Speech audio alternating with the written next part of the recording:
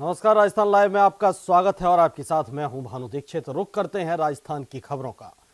जयपुर में 9 जनवरी को राहुल गांधी के दौरे को लेकर सीएम गहलोत समेत कई मंत्रियों ने बैठक की। इस दौरान राहुल गांधी के किसान रैली को लेकर चर्चा की गई। वहीं डिप्टी सीएम सचिन पायलट ने कहा कि प्रदेश में किसानों के संकट को खत्म करने के लिए कांग्रेस ने संकल्प लिया है, जिसके लिए कांग्रेस ने बहुत ही मजबूती से कदम उठाया है। इस दौरान गहलोत ने कहा कि 15 जनवरी को विधानसभा सत्र बुलाया जा रहा है और राज्यपाल का अभिभाषण भी होगा।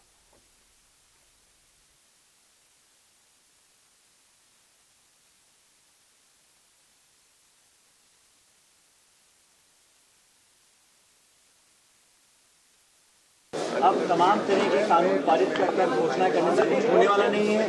5 साल तक लगातार सरकार ने एनपीए को बढ़ने दिया, लाखों करोड़ रुपए का गबन हुआ है, जो लोग पैसा लेकर फरार हो गए हैं।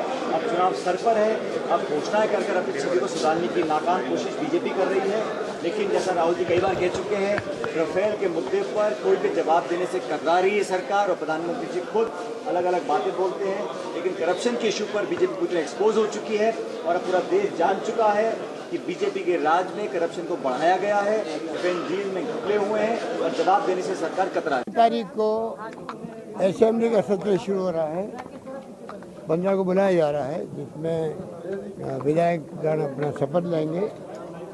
राज्यपाल महोदय का अभिभाषण भी होगा, उसमें बहस भी होगी।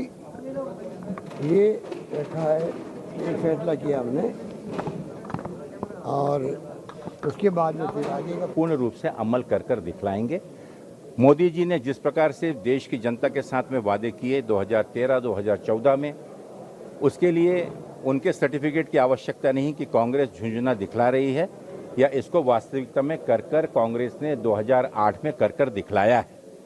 और उसी चीज को हम फिर दोहराएंगे और देश के और प्रदेश के किसानों को कर्जमुक्त कराकर फिर एक बार प्रदेश के अंदर किसानों के बीच खुशहाली लाएंगे। पूर्ण रूप से अमल कर दिखलाएंगे।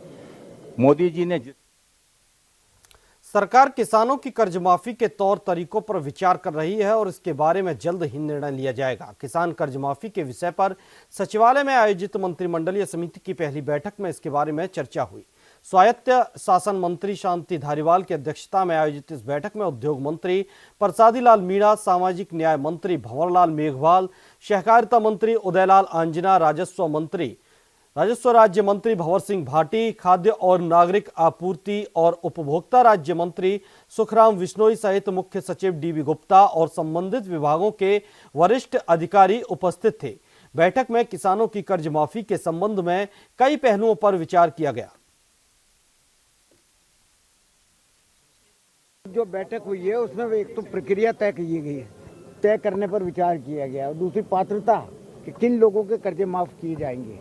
2 लाख तक की सीमा तो है, लेकिन वो लोग जिन लोगों ने पहले से कर्जा ले रखा, वहाँ 2 लाख से ज्यादा का कर्जा ले रखा फसली ऋण, उनका क्या होगा, कैसे क्या होगा, या जिन लोगों को पहले फायदा दे दिया गया प्रीवियस गवर्नमेंट के द्वारा, उनका क्या होगा। तो इस तरीके की पात्रताएं तय करने के लिए है। दूसरे राज्यों से भी कुछ उनको भी हमने टीमें भेजी हैं, सब जगह कर्नाटक में भेजी हैं, आपका आंध्र प्रदेश में भेजी हैं, झारखंड में भेजी हैं, पंजाब में भेजी हैं, वहाँ से भी रिपोर्ट आ जाएगी।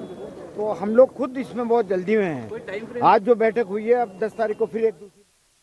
बीजेपी प्रदेशाध्यक्ष मदन लाल सैनी ने कांग्रेस की किसान रैली पर निशाना साधा है। प्रदेश मुख्यालय में पत्रकारों से बात करते हुए सैनी ने कहा कि कांग्रेस सरकार किसान रैली से पहले प्रदेश के किसानों की कर्ज माफी के बारे में सोचे। साथ ही उन्होंने कहा कि प्रदेश में पड़ रही तेज सर्दी से किसान की फसलों को खासा नुकसान हुआ है और इसी नुकसान के कारण राजसमंद में एक किसान ने आत्महत्या कर ली। ऐसे में सरकार को सबसे पहले कर्ज माफी के साथ साथ किसानों को फसल खराब होने का मुआवजा देना चाहिए।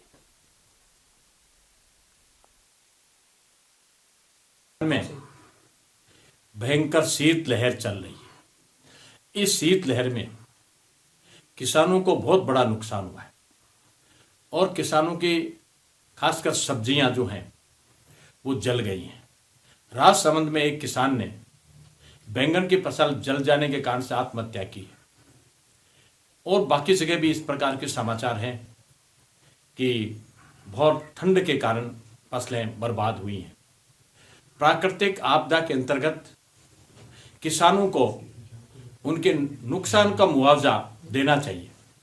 भारतीय जनता पार्टी की केंद्र सरकार ने खराबा जो है प्राकृतिक आपदा के कारण जो होता है उस पर 50% से घटाकर 33% पर किया था, ताकि किसान को उसकी हानि का उचित।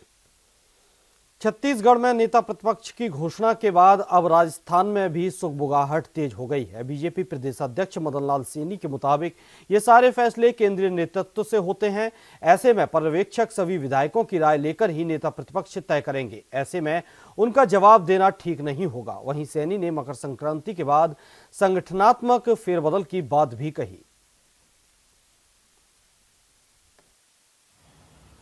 उन्होंने जब ये कहा ही है तो मेरे उत्तर देने का सवाल नहीं होता है। विधायकों से भी तो राय ली जानी चाहिए, क्या मानते हैं? विधायकों की राय इंपॉर्टेंट नहीं है? डेमोक्रेसी में सभी पक्षों पर बातचीत करनी चाहिए। विधायकों से राय जरूरी, बात करेंगे वो विधायकों से भी करेंगे। विधायक किसी का निर्णय करें, किसी नाम का निर्णय करेंगे तो बात करके ही तो निर्णय करेंगे। जोधपुर शिक्षा राज्य मंत्री गोविंद सिंह डोटासरा के बयान को लेकर एबीवीपी ने कलेक्ट्रेट के सामने शिक्षा मंत्री का पुतला दहन कर मुख्यमंत्री और राज्यपाल को ज्ञापन सौंपा। एबीवीपी के महानगर मंत्री प्राण जोशी ने बताया कि शिक्षा मंत्री महाराणा प्रताप को महान नहीं मानते। ऐसे बयान देकर शिक्षा मंत्री की शिक्षा मंत्री जैसे पद की गरिमा खत्म कर रहे हैं। एबीवीपी संगठन इस बयान की निंदा करता है। साथ ही शिक्षा मंत्री से इस्तीफे की मांग की गई।